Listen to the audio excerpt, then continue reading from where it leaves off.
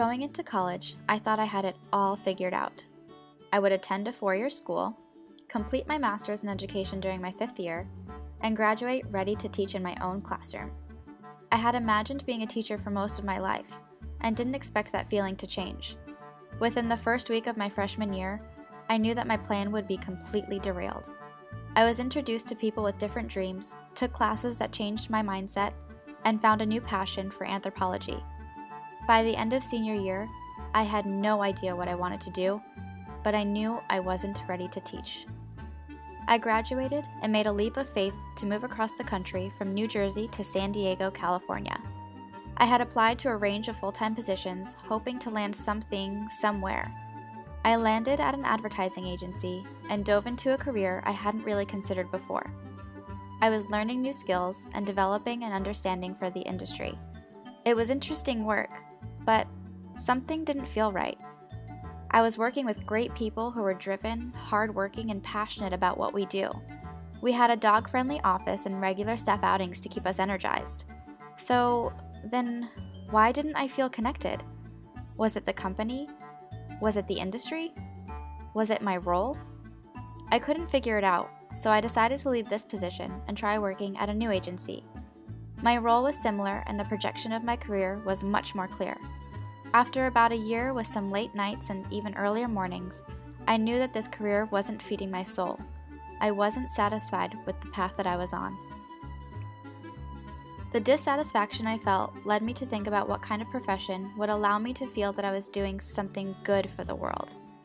A pivotal moment happened the day I heard the story of a young Muslim boy in Texas whose teacher called the police on him after he built his own clock and brought it to school to show his teachers.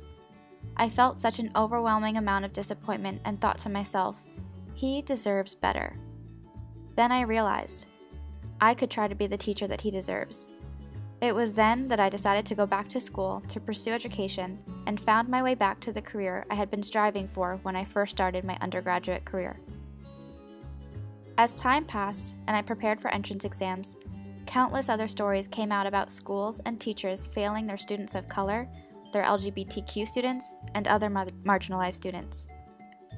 With each new headline, I felt more and more confident in my decision to pursue education.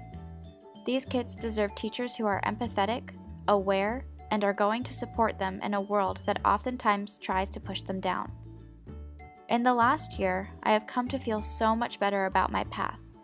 It has been pretty windy and kind of confusing, but I feel like I am much closer to reaching my goal of pursuing a career that feeds my soul. I have worked with some truly incredible and inspiring people. I had the chance to work with and get to know so many great kids, and each of them will remain an important part of my path and will stay in my heart. While I was in my classrooms, I felt alive and invigorated. I was connecting with my students on a deeper level than I ever anticipated. They trusted in me, confided in me, made me laugh, and sometimes even made me cry. Feeling so connected to these kids felt right, but it also felt pretty terrifying. My heart would sink each time I learned about a student who had to wake up at 4 a.m. to accompany his mother to work before coming to school. So many of these kids were dealing with a lot outside of the classroom, and these were things I couldn't control or fix. I was anticipating being able to handle these situations with less emotion, but I quickly learned that these instances struck a chord with me. If I'm being honest, it's a chord that I'm not certain I want to play. It has been difficult for me to create a professional and personal boundary, and I end up bringing a lot of the weight of my students home with me. Though I am continuing to pursue a teaching position, I have also begun to look into nonprofit organizations that support marginalized youth, provide curriculum support to schools, or are active in creating educational policy. My professional journey is still a work in progress. I know I haven't quite reached my end goal, but I know I'm closer now than I've ever been.